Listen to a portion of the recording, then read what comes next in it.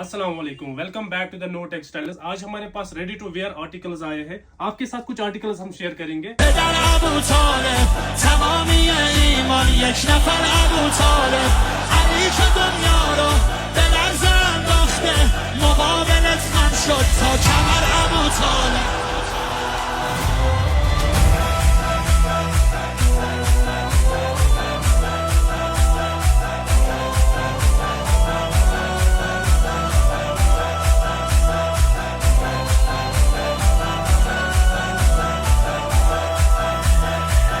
برای تولدش به گفته ی تاریخ چند تا خونه بوده که به نقل رابیه، خب اما کعبه جای میلاد علی بوده.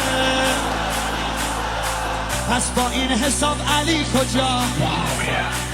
تو مقام مرتضایی